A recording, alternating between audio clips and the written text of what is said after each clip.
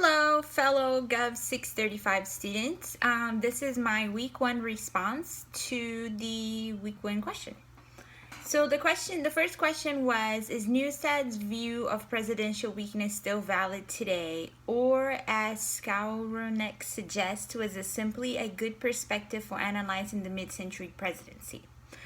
Yes, I believe the view of presidential weakness to still be valid today. It might seem unusual to think that the head of the world's economic superpower as weak.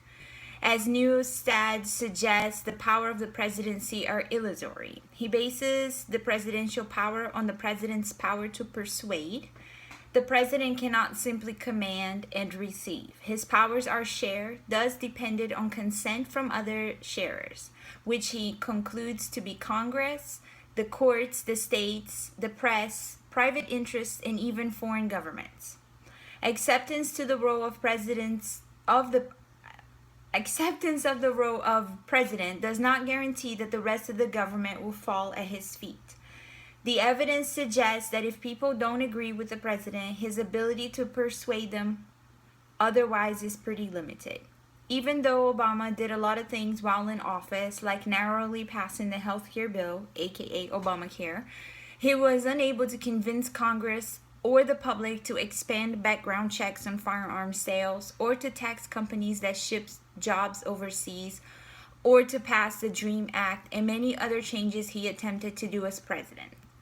Even our newest president, Donald Trump, was unable to completely repeal Obamacare as he promised during his campaign, although the GOP promises that the battle for repeal and replacement is far from over.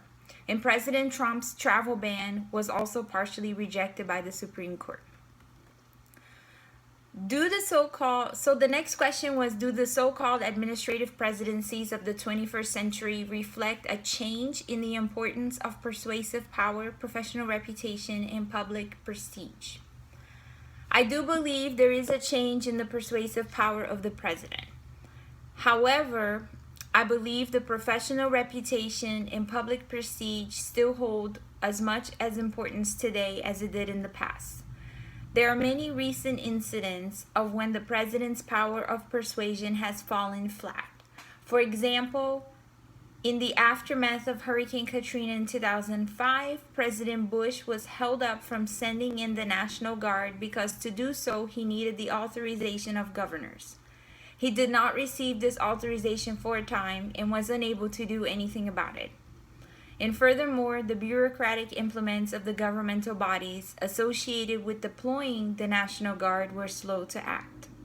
Similarly, President Obama was unable to enact a no-fly zone over Syria in August 2013 because he was unable to persuade a sufficient number of members of Congress ahead of time. They did not pledge him support, and he withdrew the potential vote. Presidents now must prepare themselves differently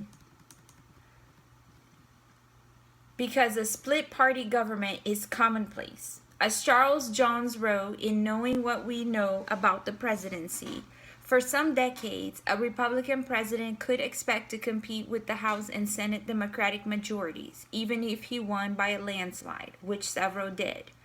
A Democratic president, on the other hand, could expect to have his party in the majority in both houses and yet have to negotiate for support of certain factions.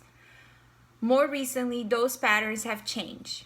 Clinton had to negotiate with Republican leaders in both houses, George Bush with Democratic leaders in the Senate. And we have seen the same pattern with both Obama and Trump. This is where professional reputation and public prestige play an important role. Professional reputation refers to how political figures judge the president's ability to get things done, to get things accomplished. It is not a president's win or loss that matters. It's what the president does that forms part of the basis for his reputation.